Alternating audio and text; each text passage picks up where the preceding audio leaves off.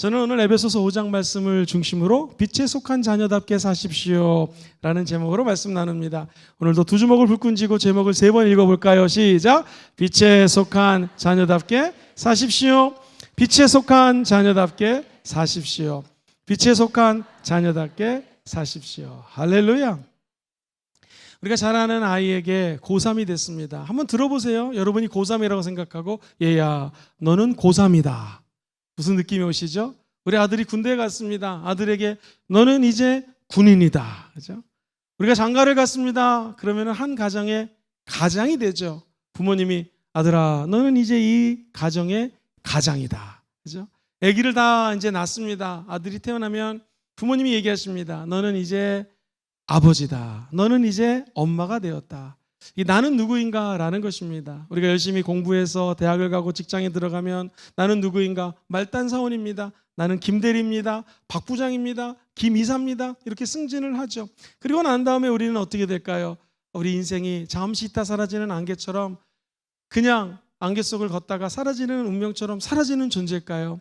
예수 믿는 사람하고 예수 믿지 않는 사람들하고 차이점은 무엇일까요? 일찍이 철학자 소크라테스는 네 자신을 알라고 얘기를 합니다.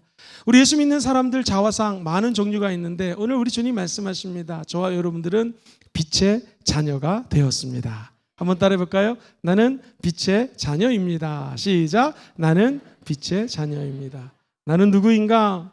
우리는 하나님의 아들 예수 그리스도의 빛을 받고 살아가는 자녀가 되었습니다.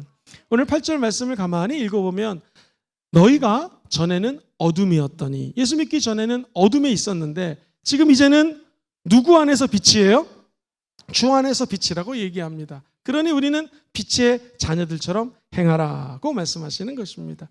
예수 믿기 전에 우리의 모습은 어떤 모습이었을까요? 어둠 속에 살았습니다. 저 애굽에 종살이했던 이스라엘 백성처럼 바알이라고 하는 어둠의 영들, 그리고 이 하나님이 원치 않는 귀신들 밑에서 신음하며 고통하며 눈물을 흘렸던 존재가 바로 예수 믿기 전에 저와 여러분들이었다는 거예요. 그래서 에베소 기자는 얘기합니다. 죄와 허물로 죽은 너희를 살리셨다. 예수 믿고 난 다음에는 죄가 있습니다. 우리 모두는 다 인간이기 때문에 허물이 있습니다. 그런데 죄와 허물을 우리 예수님이 십자가에서 못 박아 승리해 주셨습니다. 이제 주님을 믿는 자들마다 하늘의 광채가 비춰질 수가 있는 것입니다. 그래서 요한복음 8장에 보면 이런 말씀이 있어요. 12절에 예수께서 또 말씀하여 이르시되 나는 세상의 빛이니 나를 따르는 자는 어둠에 다니지 아니하고 어떻게 해요? 생명의 빛을 얻으리라. 세상의 빛이 예수님이신데 이 말씀을 자세히 읽어보면 주님 내가 예수를 믿었습니다. 이제 제가 시험을 보러 가는데 주님 좀 저 좀 따라오세요. 시험 좀 잘 치게 도와주세요. 이게 아니라는 거예요. 예수님이 빛인데 그 빛 대신 예수님을 따라가야 된다는 것입니다. 내가 오늘 중요한 사업을 하는데 비즈니스 하는 귀한 사람을 만납니다. 그럼 우리는 흔히 오해하는 게 주님 저를 좀 따라와 주세요. 아닙니다. 예수 믿고 빛의 자녀가 되었다는 것은 내가 예수와 함께 내 자신을 부인하고 나에게 준 십자가라고 하는 사명을 짊어지는 것입니다. 그리고 예수를 따르는 자가 빛 가운데 거할 수가 있는 거예요. 주님, 나를 따르는 자는 어둠에 다시는 거하지 않는다고 그랬습니다. 죄와 허물로 죽은 우리들, 예수님이 원치 않는 이 마귀의 권세 가운데 있었던 우리들을 주님이 다시 살려주셔서 빛의 자녀로 만들어주신 것입니다. 우리의 마음이 어둠이었는데 예수 믿는 순간 빛으로 바뀌게 된 것이고요. 육체의 욕심을 따라 살았던 저와 여러분들이 이제 하나님의 영광을 위하여 사는 존재로 변했다라는 것입니다. 성경은 본질상 진노의 자녀였는데 이게 웬일입니까? 하나님의 아들 예수님의 은혜로 저와 여러분들이 빛 가운데 거하는 하나님의 자녀가 되었다는 것입니다. 어둠의 자식이 아니라 빛의 자녀가 되었다는 것이죠. 사랑하는 성도님들, 예수 그리스도는 우리 마음속에 생명의 빛을 전해주시는 분이십니다. 예수와 함께 죽은 우리들을 다시 살려주셨습니다. 그리고 하늘나라의 가족이 되었고 천국 시민이 되었고 하나님의 자녀가 되는 것이 저와 여러분의 모습이라는 거예요. 다시 말해서 우리는 완전히 근본적으로 변화가 되었습니다. 누구 때문에? 예수님 때문에. 예전에는 어둠과 연합된 사람이었다면 이제 예수님의 은혜로 하나님의 광명한 사람들과 연합이 되었다는 거예요. 우리는 다 허물이 많은 사람들이지만 예수 믿는 사람들이 하나님의 광명한 빛 가운데 나와서 이렇게 예배 드리는 자리가 너무나 소중한 것입니다. 왜냐하면 예배 드릴 때마다 천군과 천사가 빛으로 이 가운데 임하는 거예요. 사도행전에 보면은 하나님의 사람 베드로가 열심히 복음 증거하다가 12장에 가면은 감옥에 갇힙니다. 쇠사슬에 묶입니다. 그런데 쇠사슬과 감옥에서 탈출하기 하기 원하시면 아멘 해볼까요? 하나님의 광명의 빛이 그 가운데 임합니다.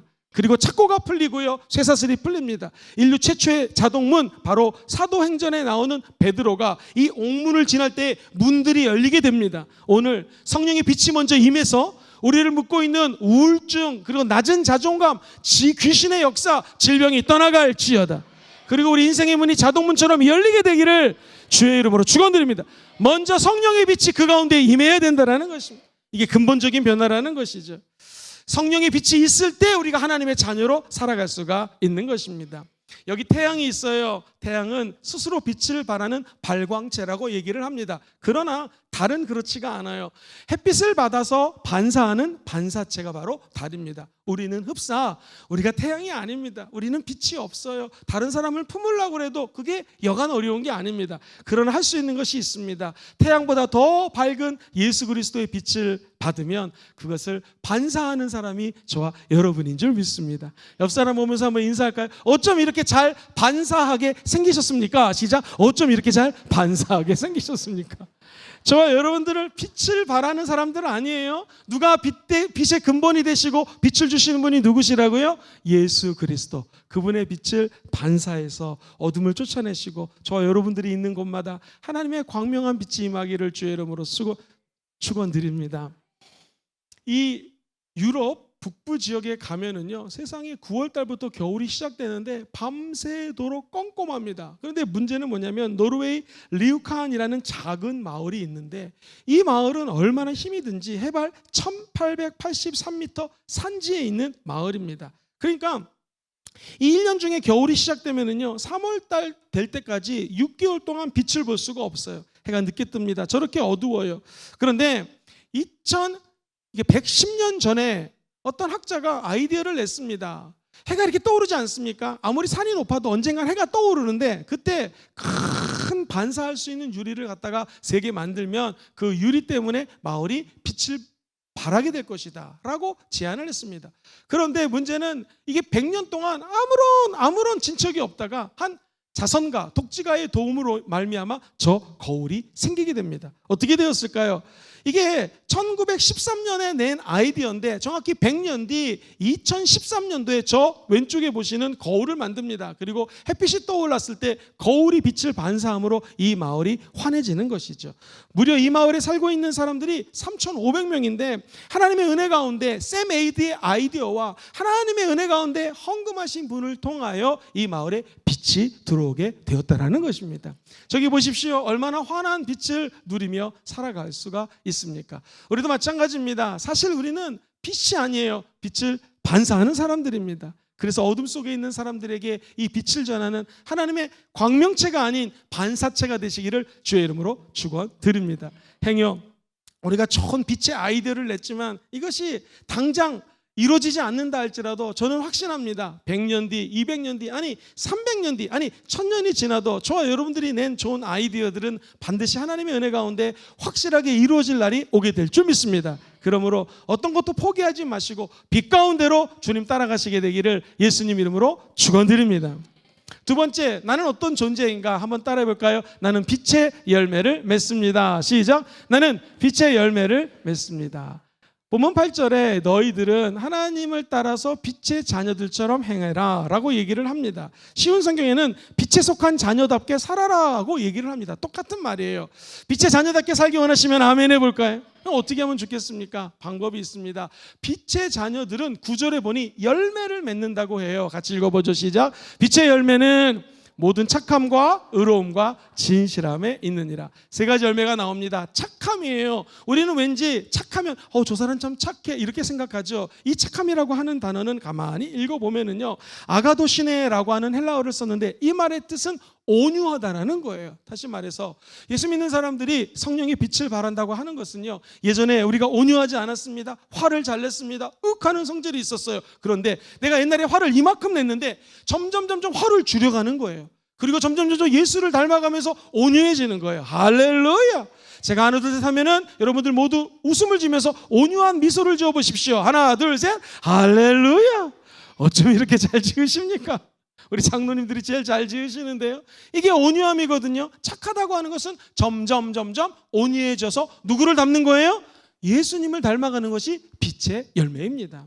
성경에 보니 두 번째 의로움이거든요. 의로움. 왠지 우리는 의로움하면은 막 칼로 자르고 이게 의로운 거야 이런 것을 생각하는데, 이 의로움은요 디카이오시네라고 하는 헬라어를 썼는데 이 말이 재밌습니다. 될 수 있으면 공평하게 공정하게 살아가라는 것입니다. 우리 예수님이 저와 여러분들을 낮은 자 높은 자 남녀노소 할 것 없이 다 예수만 믿으면 구원을 받게 도와주셨습니다. 의인이 된 우리들도 이 땅에 살면서 최대한 공평하게 예수님을 닮아서 살아가는 것, 이게 빛의 열매라는 거예요. 부족한 종이 한 25년 전, 30여 년 전에 호주에 유학을 갔습니다. 깜짝 놀랐습니다. 당시 우리나라만 해도 우리나라는 이렇게 레벨이 있었잖아요. 그런데 거기는 청소하시는 분이나 국회의원이나 심지어 우리나라로 치면 대통령 같은 사람도 다 똑같이 생각을 합니다. 그 사람이나 나나 똑같이 밥을 먹고 사는 사람들이고 공평하다라는 거예요. 어쩔 때는요 이 힘든 일을 하시는 분들이 고관 대작보다도 돈을 더 많이 버는 경우가 굉장히 많습니다. 또 돈을 많이 벌면 사회에 그만큼 헌금을 하고 세금을 많이 냅니다. 그래서 온 나라가 잘 살 수 있도록 하는 것, 이런 것이 선진국이구나라는 것을 깨달을 수가 있었어요. 감사한 건 우리나라도 점점 정치, 경제, 문화, 사회 모든 분야에서 공평해지려고 애를 쓰는 것을 보게 됩니다. 저와 여러분들이 좋은 나라에 살고 있는 거 믿으시면 아멘 하시기 바랍니다. 공평이라고 하는 것은 바로 하나님을 믿으면서 하나님이 주권적으로 각 사람에게 나눠주신 은사를 인정하는 것입니다. 그리고 그분이 잘 될 수 있도록 기도하는 것, 이것이 참된 의인의 열매인 줄 믿습니다. 성경 빌립보서 1장 11절은 이렇게 얘기를 합니다. 같이 읽어보죠. 시작. 예수 그리스도로 말미암아 의의 열매가 가득하여 하나님의 영광과 찬송이 되기를 원하노라. 여기도 또 예수님이 나와요. 예수님 때문에 무슨 열매를 맺어요? 의의 열매를 맺는다라는 것입니다. 공평하고 열심히 살고 최선을 다해 예수를 닮아가면 하나님이 영광을 받는다라는 거예요. 초대교회의 부흥 이유는 무엇이었을까요? 왜 초대교회는 성장했을까요? 그들이 모여서 사도, 즉 오늘날로 목사님의 메시지를 듣습니다. 성찬 예배를 드립니다. 그리고 오로지 기도하기 힘씁니다. 그러자 이들이 변화돼요. 그리고 서로 유무상통, 가지고 있는 것들을 나누기 시작합니다. 집사님, 이 호박 내가 애지중지 키운 건데 이 호박이 원래 너무나 맛있어서 큰아들, 둘째 아들, 셋째 아들 나눠주는 건데 이제는 우리 집사님들 나눠 먹읍시다. 할렐루야. 나 하던 사람이 하나님의 은혜 가운데 공평하게 분배하고 사랑을 나누는 사람으로 변화된다라는 거예요. 이것을 보자 주변의 사람들이 신기하다 하면서 사람들에게 칭찬을 받습니다. 그리고 저 사람이 저렇게 변한 것은 예수 믿었기 때문이야 하면서 인근 주변에 있는 사람들이 교회로 몰려들게 되지요. 우리 순복음 금종교회도 하나님의 착함과 의로움이 넘쳐서 이런 기적이 있게 되기를 주의 이름으로 축원드립니다. 전국적으로 그 사람들을 통해서 영광 받으시는 분은 누구예요? 1번 하나님, 2번 담임 목사님. 정답? 하나님이셔야 됩니다. 담임 목사님도 우리 부교육자님들도 장로님들도 권사님도 안수집사님도 영광 받으실 분은 오직 하나님이시라는 것이죠. 우리가 빛의 열매, 의의 열매, 성령의 열매를 맺어서 잃어버린 영혼들이 우리 때문에 하나님께 영광 올려드리고 예수 믿는 기적이 일어나게 되기를 주의 이름으로 축원드립니다. 한 걸음 더 나아가서 진실함이라고 하는 것은 알레데이아라고 하는 헬라어를 적었는데 이 말은 뭐냐면요, 한번 따라해 볼까요? 순수함. 빛의 열매는 순수한 거예요. 우리는 다 머리가 있기 때문에, 이성적이기 때문에 머리를 쓸 수 있습니다. 계산할 수 있습니다. 그런데 빛의 열매라고 하는 것은 순수한 동기로 하나님을 섬기는 것입니다. 바라기는 천국 가는 날까지 마귀가 계산적이고 이것저것 앞뒤 좌우를 재개할 때에 저와 여러분들만큼은 하나님만 바라보고 우리의 마음이 끝까지 순수해지기를 주의 이름으로 축원드립니다. 같은 헬라어가 쓰인 것이 요한일서 3장 18절인데요. 자녀들아, 우리가 말과 혀로만 사랑하지 말고 뭐요? 행함과 어떤 것으로요? 진실함으로 순수하게 서로 사랑하자라는 거예요. 입으로만 사랑하지 않고 행동으로 순수하게 다른 사람을 섬길 때 하나님의 빛이 그 공동체에 임한다라는 것이고요.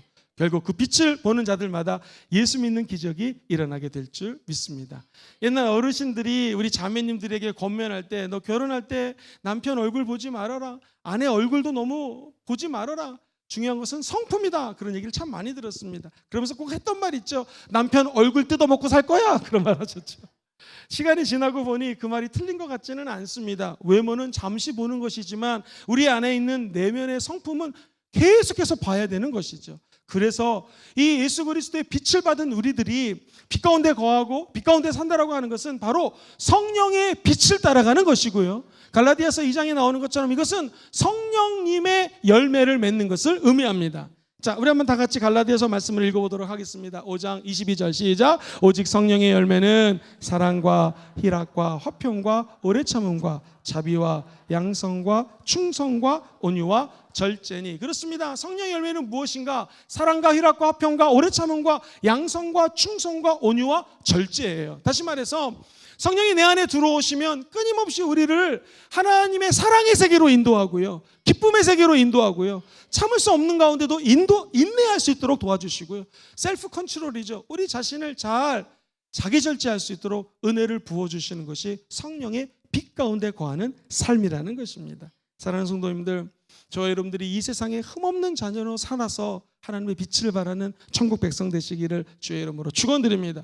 목사님, 이 말씀은 제가 많이 들었는데 좀 구체적으로 어떻게 행동해야 되겠습니까? 라고 한다면 그 다음 10절 말씀에 보면은 아주 강력한 메시지가 나와요. 같이 한번 10절 말씀 읽어봅시다. 시작. 주를 기쁘시게 할 것이 무엇인가 어떻게 해요? 시험해보라. 시험하라는 것은 증명해보라는 거예요. 주님이 뭘 기뻐하실까? 내 삶으로 증명해내라는 거예요. 예를 들면 옆에 있는 사람이 참 같이 일을 하는데 얄밉고 나를 힘들게 합니다. 그런데 내가 증명하는 거예요. 하나님 은혜 가운데 진실하게 살아야지, 온유해야지 하면서 아가 뭐죠? 아이스 아메리카노를 한 잔 빼가지고 이 더운 날 직장에 있는 그 얄미운 사람에게 전해줍니다. 그러면 이게 하나님의 사랑을 증명하는 거예요. 나를 속상하게 하는 사람이 있습니다. 그 사람을 내가 온유하게 사랑으로 품어주는 사람, 그것을 우리는 빛 가운데 걸어가는 사람이라는 거예요. 예전에는 내가 이만큼 화를 냈지만 화를 점점 줄여간다. 이것도 빛 가운데 거하는 것입니다. 저와 여러분들이 하나님의 자녀가 되었으니 이제 빛을 따라 행하시는 자녀들 되기를 주의 이름으로 축원드립니다. 사랑하는 성도님들, 하나님이 기뻐하는 게 도대체 무엇일까? 나 주님의 기쁨 되기 원합니다. 내가 사람을 기쁘게 할까? 하나님을 기쁘게 할까? 저와 여러분들은 하나님만 기쁘게 하시면 됩니다. 그럼 하나님이 그 기뻐하신 것을 증명하면 그야말로 하나님을 사랑하는 자, 곧 그 뜻대로 부르심을 입은 자들에게는 모든 것들이 합력하여 선을 이루게 될 것입니다. 하나님께 나아가는 자는 그가 살아계신 것과 자기를 찾는 자들에게 상 주시는 것을 믿어야 돼요. 믿음만 있으면 하나님을 기쁘시게 할 수 있다는 것입니다. 그러므로 한마디로 얘기를 하면 예수님 흉내내며 살자. 시작. 예수님 흉내내며 살자라는 것입니다. 이것이 우리 예수 믿는 사람들이 마땅히 걸어가야 될 길입니다. 마태복음 5장 16절 우리 예수님이 직접 말씀하셔요. 시작. 너의 빛이 사람 앞에 비치게 하여 그들로 너의 착한 행실을 보고 하늘에 계신 너의 아버지께 영광을 돌리게 하라. 할렐루야. 그때 우리 주님이 사랑하는 아들아, 딸아, 너의 부족함 내가 잘 알고 너의 죄, 너의 허물을 아는데 네가 나를 점점 기쁘게 하는구나 하면서 하나님이 칭찬하실 것입니다. 순복음 금정교회 정말 하나님을 닮으려고 애를 쓰는구나 라고 하면서 주님이 박수 보내주실 것입니다. 이게 최근 우리 한국교회에서 얘기 많이 하는 선교적 교회라는 것이 바로 이 맥락에서 이해하시면 딱 맞습니다. 선교적 교회는 한 구석을 밝히는 운동입니다. 즉 내 삶의 현장에서 내가 1000명, 10,000명에게 영향력을 끼칠 수는 없어요. 그런데 내가 일하는 삶의 터전에서 손님이 옵니다. 그분에게 하나님의 빛을 발해야 된다는 것이, 하나님의 사랑을 증거하라는 것입니다. 모여서 예배드리는 것도 중요하지만 흩어져서 주님의 사랑을 증거하는 것이 더 중요하다는 것이죠. 제가 재미있는 얘기 하나 해드리겠습니다. 미국에서 실제로 있었던 일이에요. 서부 개척 시대에 금광 찾아서 사람들이 많이 다녔잖아요. 실제로 미국의 몬타나주에 살던 몇 사람들이 금을 찾으러 막 헤맸습니다. 근데 웬일입니까? 엄청나게 많은 금광산을 발견을 했습니다. 너무나 기뻤는데 첫째, 먹을 음식이 없어요. 두 번째, 이거를 이제 공구를 가지고 꺼내야 되는데 공구가 없습니다. 그래서 머리를 맞대고 회의를 했습니다. 천신만고 끝에 찾은 이 보물 어떻게 할까? 우리가 다시 동네로 돌아갑시다. 근데 절대로 우리 이 발견한 사람들이 금을 봤다고 얘기하지 맙시다. 입을 맞췄습니다. 그리고 돌아갔어요. 그리고 음식과 공구를 가지고 사람들이 물어봅니다. 우리 좀 금 좀 봤습니까? 그랬더니 아니요, 잘 못 봤어요 하는데 이게 웬일입니까? 이 사람들이 음식하고 공구를 가지고 하는데 마을 전체 주민들이 다 따라오는 거예요. 이거 어떻게 알고 따라왔을까요? 말하지 않았거든요. 그 사람들의 얼굴을 보니까 얼굴이 너무나 할렐레 해가지고 기뻐하면서 뭔가를 막 본 사람들처럼 너무너무 좋아하는 거예요. 아, 이 사람들이 금을 봤구나 해서 마을 주민들이 다 이 사람들을 따라왔다는 거예요. 여러분, 금을 봐도 사람들의 얼굴이 이렇게 변하는데 저와 여러분들은 보배 중에 최고의 보배, 예수님을 만난 사람들입니다. 저와 여러분들은 비밀스럽게, 가장 비밀스러운, 그 안에 모든 보화가 다 감춰져 있는 가장 존귀한 예수라고 하는 보물을 우리 질그릇 같은 곳에 담고 있는 존재라는 것이죠. 그 예수를 만나는 자들이 어찌 얼굴에 빛이 나지 않겠습니까? 그래서 세 번째로, 나는 빛을 어두움에 전합니다. 시작! 나는 빛을 어두움에 전합니다. 우리가 구체적으로 어떻게 살아야 되는 것인가? 하나님을 만나는 자, 하나님의 임재를 체험한 자들이 그 광명한 임재 앞에 거룩한 감격과 감탄에 찬 예배를 드린 자들이 변화되어서 하나님의 영광을 드러내는 것이 바로 예수 믿는 자들이 살아야 될 방법이라는 것입니다. 조금 목사님 구체적으로 깊이 설명해 주시죠. 11절을 읽어보면은, 우리 예수 믿는 사람들이 너희는 열매 없는 어둠의 일에 참여하지도 말아라. 어둠의 일이 맺는 열매들이 있죠. 미움과 시기, 질투, 불안, 좌절, 분노, 이런 거에는 아예 참여하지도 말고 도리어 어떻게 하라? 책망하라는 것입니다. 빛은 어둠과 함께 할 수 없습니다. 시작! 빛은 어둠과 함께 할 수 없어요. 그래서 예수 믿는 사람들은요, 빛을 따라가는 자들이기 때문에 어둠이 하는 일에 조력하지 말고요, 도리어 책망하라. 이 말은 뭐냐면, 좀 원래 의미로는요, 오히려 폭로하라는 거예요. 폭로하라는 거. 예를 들어 봅시다. 우리 교회에도 의사 선생님들이 좀 계시는데, 의사 선생님들이 MRI 찍으세요, 뭐 찍으세요, 엑스레이 찍으세요. 왜 그럽니까? 이걸 찍어서 의사 선생님들이 병을 폭로하는 거죠. 엑스레이, MRI를 찍어서 의사 선생님들이 뭐 하는 것이죠? 우리 안에 있는 병을 어떻게 보면은 책망하는 거예요. 폭로하는 거예요. 이러니까 몸 관리를 잘 하셔야 됩니다. 마찬가지입니다. 성령의 빛이 내려주게 되면은요, 우리 안에 어둠이 드러나게 되어 있습니다. 그 죄를 폭로하라는 거예요. 주님, 내가 이렇게 죄인입니다. 내가 어두움에 살았는데 아직도 어둠을 쫓고자 하는 내 안에 죄성이 있습니다. 주님, 이 어두움을 책망합니다. 할렐루야. 예수 믿는 사람들은 죄와 싸우되 피 흘리기까지 싸우라고 얘기를 하고 있습니다. 이 말씀은 우리 안에 계신 성령 하나님이 빛을 조명함으로 말미암아 어둠 안에 거하지 마시고 어둠을 쫓아내라는 거예요. 어둠을 물리치라는 것입니다. 마치 껌껌한 방에 전기를 탁 켰습니다. 불을 딱 켜면은요, 이 안에 더러운 것들이 보일 수가 있습니다. 벌레가 보이고 먼지가 보입니다. 어떻게 하면 되겠습니까? 자동 청소기로 윙 하면은 다 빨아들이는 것처럼 우리 안에 있는 더럽고 추악한 것들을 예수의 보혈로 빨아들이셔야 됩니다. 성령의 기름 부으심으로 이 모든 것들을 녹여 없애야 되는 것입니다. 우리는 힘이 없지만 하나님의 말씀으로 승리할 수가 있는 것이죠.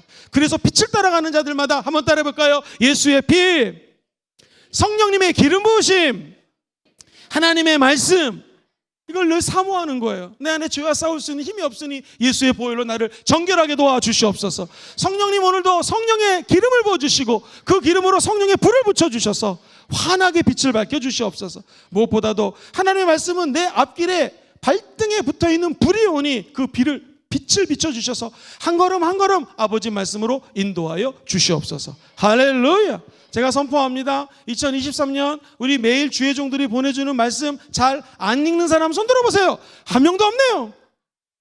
잘 열심히 읽는 사람 손 들어보세요. 할렐루야. 이분들은요, 이렇게 체크를 해갖고 오세요. 그러면은 연말에 진짜 열심히 읽은 사람들은 상품을 주겠습니다. 할렐루야.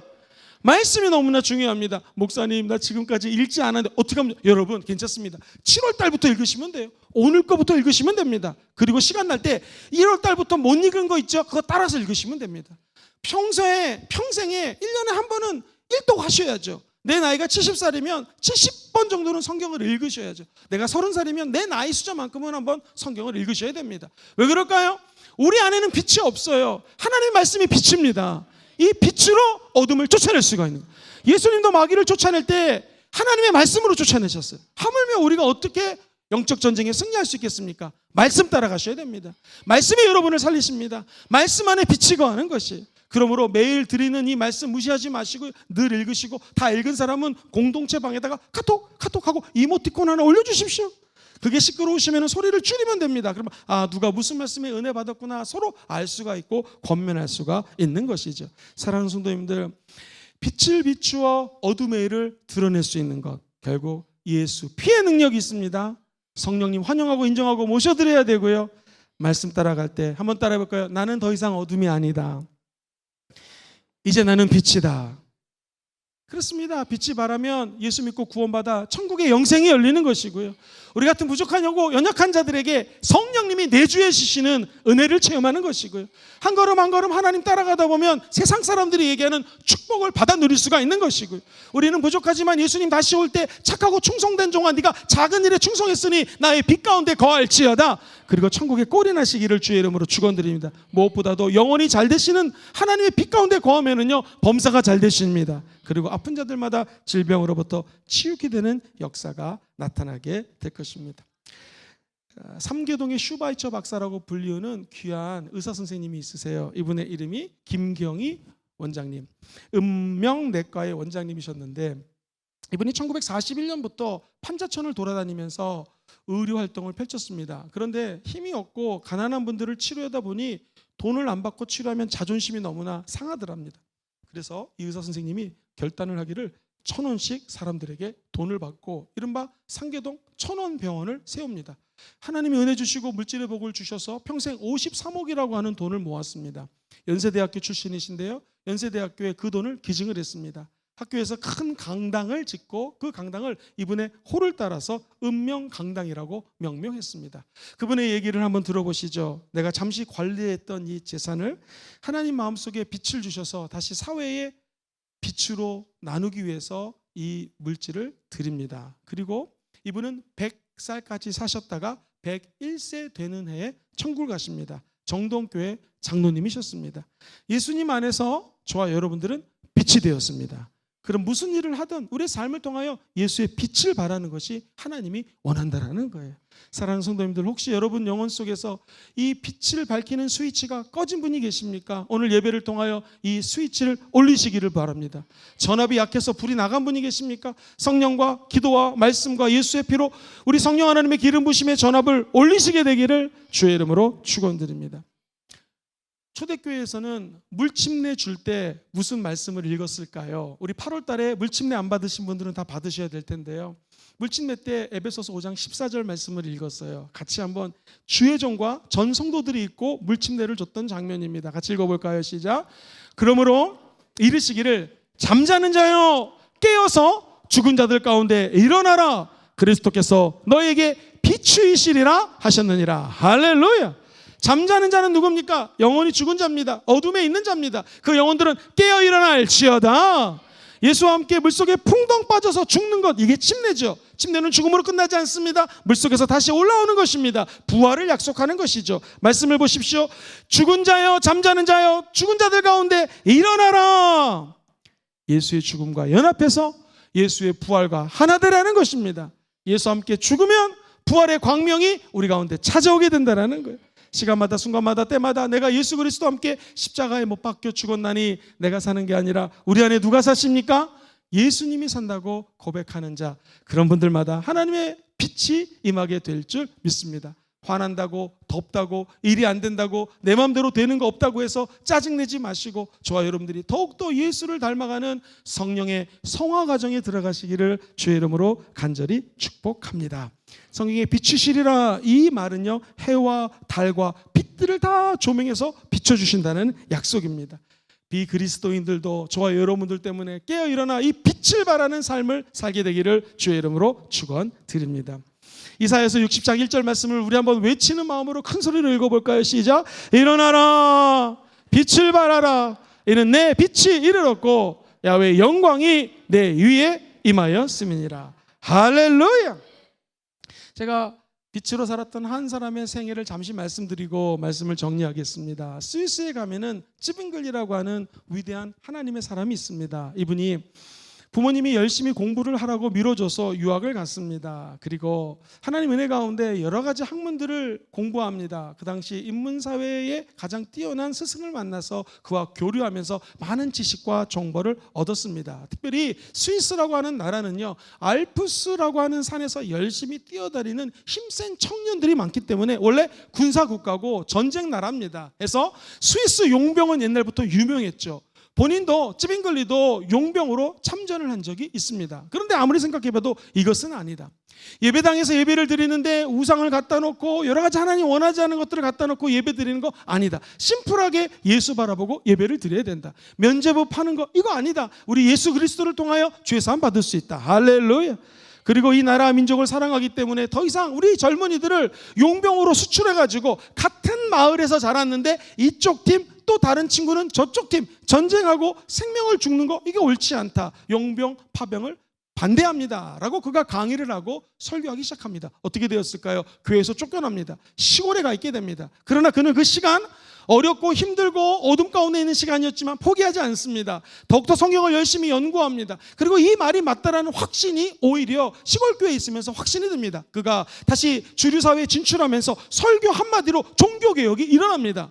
놀라운 일은 종교개혁을 일으키자 그 당시 13개, 15개로 찢어져 있던 나라가 하나 되기 시작합니다. 안타까운 것은 캐톨릭 군사가 오스트리아를 움직입니다. 스위스는 북쪽에는 독일이 있고요. 남쪽에는 가장 강대국이었던 로마, 이태리가 있고요. 오른쪽에는 오스트리아, 왼쪽에는 우리가 잘 알고 있는 프랑스가 있기 때문에 정말로 어려운 나라입니다. 자칫 잘못하면 나라가 분열이 되고 누구에게 속국되기 딱 좋은 나라예요. 근데 그가 일어나서 나라를 위해서 싸웁니다. 그리고 용병제도를 반대합니다. 오스트리아를 중심으로 캐톨릭 군대가 처음에는 타협을 했다가 2년 뒤 변절을 하고 저 알프스 산맥에서 8,000명을 데리고 전투하려고 내려옵니다. 1,500명 중에 많은 목사님들이 있었는데 쯔빙글리 목사님도 47세예요. 얼마나 젊습니까? 나라 민족을 위하여 성령의 빛을 발하기 위하여 싸웠지만 그는 죽습니다.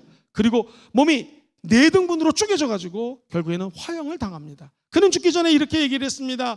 내 목숨은, 내 육체는 죽일지 모르지만 내 영혼은 소멸할 수 없습니다. 그 유명한 말, 내 영혼은 죽일 수 없다고 하면서 끝까지 종교개혁에 대한 깃발을 꽂는 사람이었습니다. 어떻게 되었을까요? 그는 결국 죽었습니다. 그러나 종교개혁은 지속되었습니다. 한 사람도 카톨릭으로 넘어가는 사람이 없었습니다. 이게 웬 은혜인지 웬 축복인지 역사를 보면은요, 쯔빙글리가 없었다면 스위스는 아마도 북쪽 독일, 남쪽 이태리에 끼어서 영원한 분단 국가가 되었을 텐데 그 이후로 완전한 빈 회의를 거쳐서 독립국으로 인정을 받게 됩니다.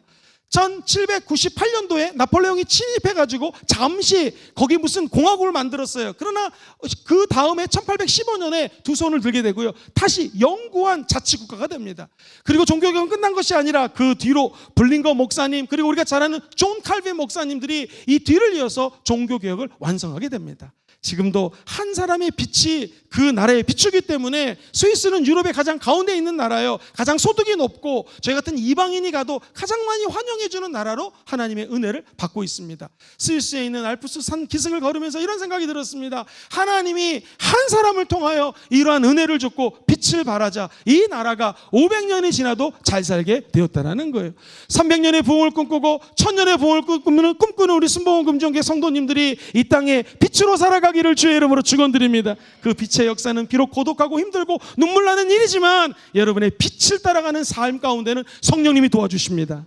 나아가 나만 잘 되는 것이 아니라 우리 주변을 밝히게 될 것이요, 나아가 조국 대한민국의 영원한 하나님의 광채를 깃들게 하는 하나님의 기름 부으시는 자로 쓰임받게 될 줄 믿습니다. 오늘 우리는 죄악 가운데 연약하고 허물이 있지만 기대하십시오. 성령이 역사하시면 저와 여러분들에게 빛을 발하고 어둠을 쫓아낼 수 있는 참된 능력을 부여해 주실 줄 믿습니다.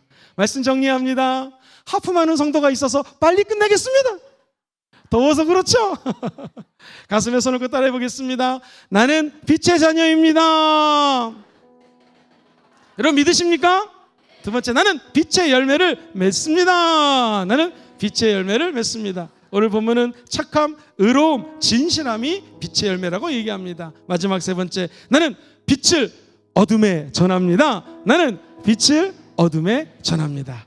이렇게 사시다가 한 구석 밝히시고 나아가 영원한 예수 그리스도의 나라가 큰 상급 받는 여러분 되시기를 예수님의 이름으로 축원드립니다.